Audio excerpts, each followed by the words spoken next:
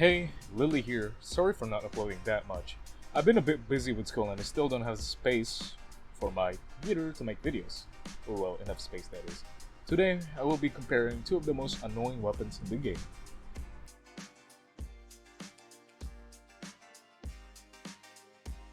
The Forgotten Gladius and the Crucible Rapier both have the tendency to be one of the best weapons in the game.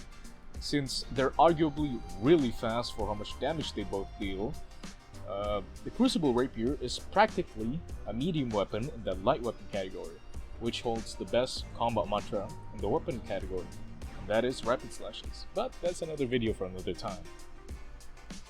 The Forgotten Gladius holds a decently high base damage of 18 per swing and a scaling of 7. The formula for scaling plus damage is base damage divided by 1000 times the scaling times your stat plus base damage. Since we know the formula on how the scaling works, we know that if we take 18 and divide it by 1000, we get 0.018. Multiply that with 7 and we get 0.126. And then multiply it with our current stat, which should be 100 for the sake of the calculation, we get 12.6 plus 18, which is the base damage of the Forgotten, and we get 30.6, which is arguably really high for something that swings for 0.78.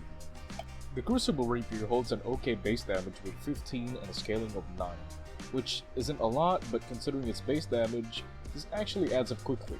We do the math, 15 divided by 1000 gets us 0.015, multiplied by 9, 0.135, multiplied by 100, and you get 13.5. Plus that by 15, and you get 28.5, which, sure, it deals less damage than the Forgotten Gladius, but since you're using a light weapon, you can offhand two things: Parrying Dagger and Dragoon. Dragoon makes this way better, and it's a whole nother take, but let's talk about the Parrying Dagger.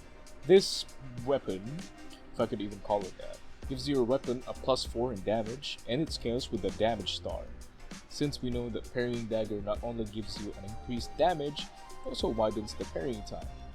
28.5 plus 4 is, guess what? 32.5, which is higher than the Forgotten Gladius, and is, guess what? Way faster.